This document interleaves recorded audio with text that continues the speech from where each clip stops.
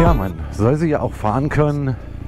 Jetzt nicht voll komplett im Gelände, aber dafür gibt es sogar ein Fahrprogramm Dirt. So ein bisschen, wo es halt etwas ruppiger ist. Man fühlt sich von der ersten Sekunde an ganz, ganz sicher.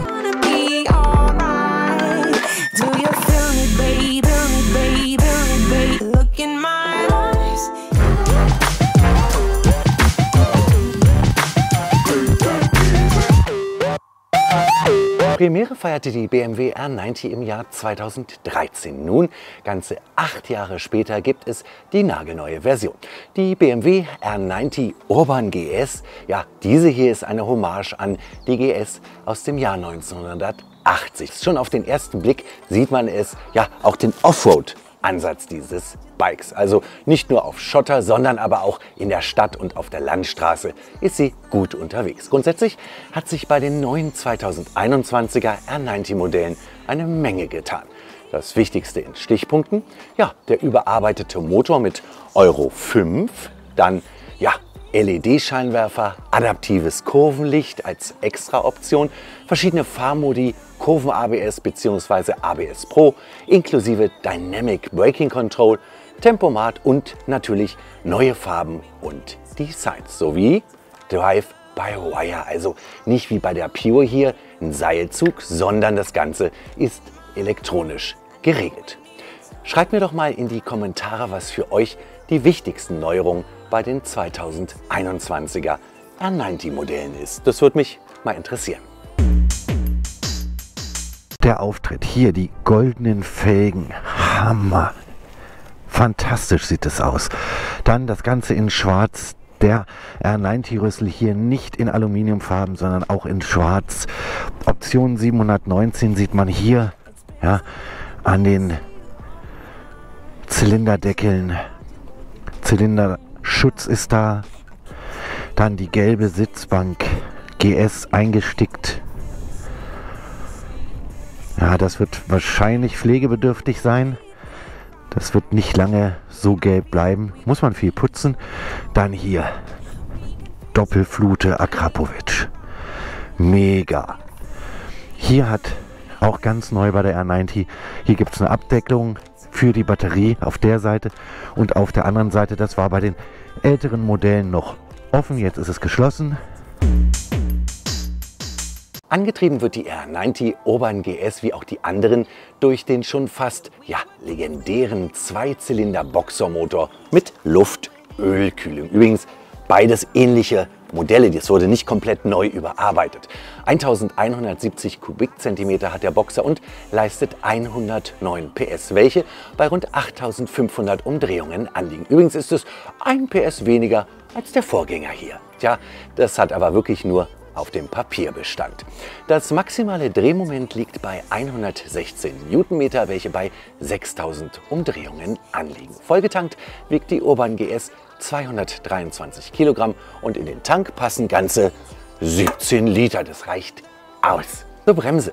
Vorne hat die BMW eine 320 mm Doppelscheibe mit einem 4-Kolben-Festsattel und hinten gibt es eine Einscheibenbremse mit 265 mm. Der Grundpreis für die GS Urban liegt bei 16.199 €. Ausstattungstechnisch gibt es das Komfortpaket für 650 €. Darin enthalten sind dann heizbare Griffe, Fahrmodi Pro und auch eine Neuheit, ein Tempomat. Finde ich übrigens super. Ja, wer das adaptive Kurvenlicht dazu bestellen möchte, der muss nochmal 180 € bezahlen. So ausgestattet wandern dann rund 17.029 € auf den Tisch des Händlers. Also ich sitze hier schon mal super bequem. Das liegt sicherlich auch an den 855 mm Sitzhöhe. Deutlich aufrechter als bei meiner Pure. Zündung an. Das Instrument ist neu gestaltet, eine neue Typo für die Geschwindigkeitsanzeige. Aber ansonsten, wer die R90 kennt, fühlt sich auch hier sofort heimisch. Ihr habt hier auf der linken Seite den Menüschalter und hier könnt ihr einstellen euren Roadtrip, Service, ein Setup, die gefahrenen Kilometer, 2 verschiedene Roadtrips und ganz neu die Außentemperatur. Die Motortemperatur wird nicht mehr in Zahlen angegeben, sondern da baut sich dann hier so ein kleines Treppchen auf dem LCD-Display. Neu ist hier zum Beispiel der Tempomat, den man einstellen kann. Tolle Sache. Dann habt ihr auf der rechten Seite die Griffheizung in 2 Stufen und ganz neu den Mode-Schalter. Ihr habt nämlich einmal Road als Fahrprogramm, einmal Dirt für eher unwegsames Gelände und Rain, da ist das Ganze mehr auf Sicherheit gedacht und die Helferlein greifen schneller ein. Das Ganze jetzt nicht wie früher mit normalem ABS, sondern mit Kurven, ABS und Dynamic Brake Control. Die R90 Pure aus dem Jahr 2020 und die R90 Urban GS, 40 Jahre GS aus dem Jahr 2021. Einmal Euro 5 und einmal Euro 4. Hören wir uns das schnell an.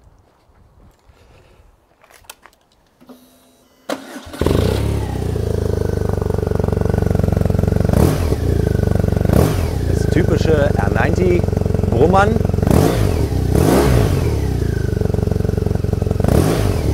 Und Blubbern, ja.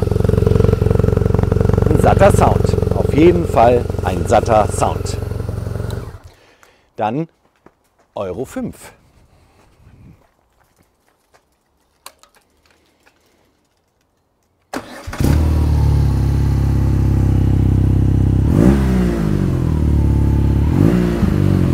Akrapovic-Anlage und auch sehr bassig, fast bassiger als die 2020er Version, trotz Euro 5. Also dafür blubbert sie etwas weniger, aber sie hat einen kräftigen, bassigen Sound. Nicht nur dank der Akrapovic-Anlage, sondern hier hat BMW tatsächlich die Euro 5 gut in den Griff bekommen. Sie klingt anders, überhaupt keine Frage, aber nicht schlecht. Wir sind im ganz normalen Road-Programm. Es ist April und das Aprilwetter macht seinen Namen alle Ehre. Und insofern nutzen wir doch gleich mal die Heizgriffe.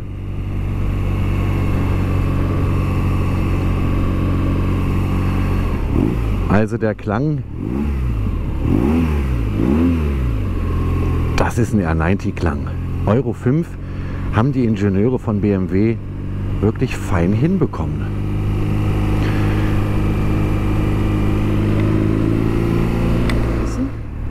Ihr habt hier bei dem Urban GS Modell keine Ganganzeige und kein Drehzahlmesser. Das heißt, hören ist die Devise.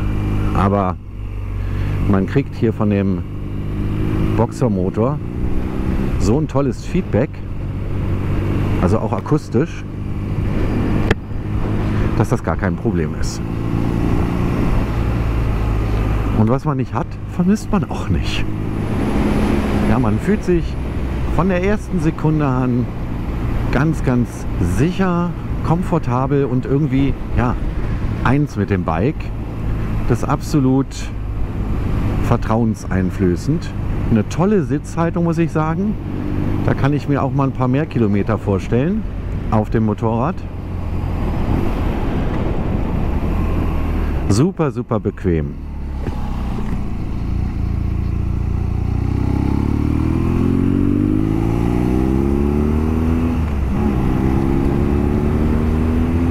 Yeah! Super, super Anzug.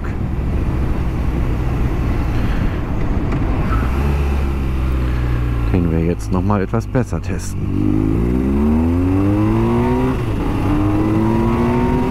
Mörderisch gut. Und dann gucken wir doch mal, wie das ABS reagiert. Ja, das arbeitet. Super.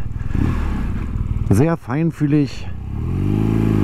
wird da ein Blockieren der Räder verhindert.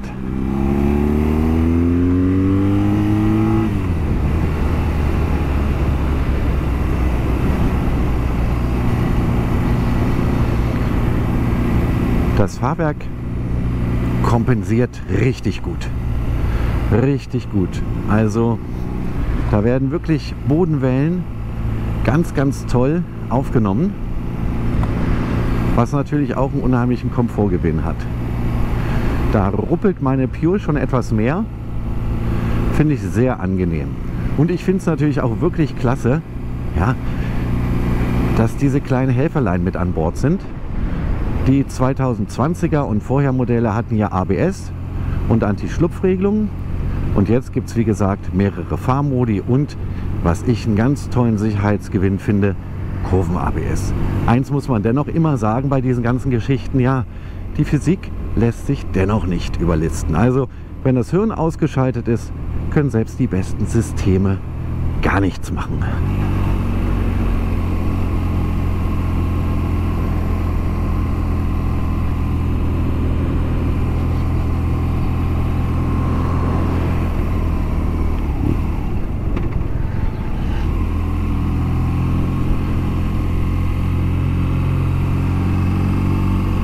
Wirklich richtig agil. Richtig agil. Ja, irgendjemand hat in dem Teasing in der Community geschrieben, sieht ja aus wie eine Biene. Ja, und genauso fährt sie sich auch. Flink und agil. So, der hat jetzt ein bisschen doof geguckt. Ah, die Motorradraudis wieder fahren Schlangenlinien.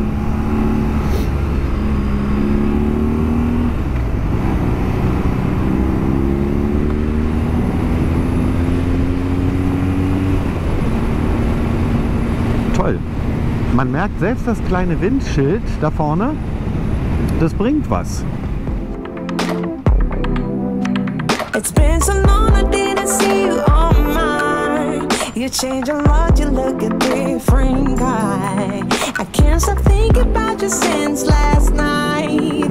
Do you feel the same, feel the same, feel the same, feel the same? Imagine if we did it. Sehr vertrauensbildend. Einflößend. Ja, der vertraut man. Wirklich. Ganz tolles Fahrwerk, ganz tolles Fahrgefühl. Eins schon mal vorweg. Natürlich bin ich bei einem Fahrbericht zu einer R90 nicht wirklich objektiv. Ja, ich versuch's, versprochen, aber ob mir das gelungen ist, naja, könnt ihr beurteilen. Ich bin halt auch ein Fan der R90 und ja, genau aus dem Grund fahre ich ja eine hier, die Pure. Nun ist mein Bike aus dem Jahr 2020 und hat viele der Neuheiten leider nicht an Bord. Das ist wirklich schade, denn BMW hat mit dem Modelljahr 2021 und Euro 5 die R90 auf eine neue Stufe gehoben. Immer noch ein sagenhafter Motor, ein toller Klang, trotz Euro 5, viele elektronischen Helfer und das Design eben immer noch ikonisch. Das erinnert mich etwas an Porsche. In vielen Jahrzehnten wurde der 911er immer wieder besser und besser und besser und besser. Aber ja, die typische 11er DNA haben auch die heutigen Turbomodelle. Und das ist hier bei den neuen 2021er R90s genauso. Sie haben diese R90 DNA. Ja, was würde mich an der R90 2021 ja, für eine Schulnote geben? Ganz klar 1. Bitte setzen. Und so bedanke ich mich bei euch fürs Zuschauen. Bis zum nächsten Mal hier auf Bike for Fun.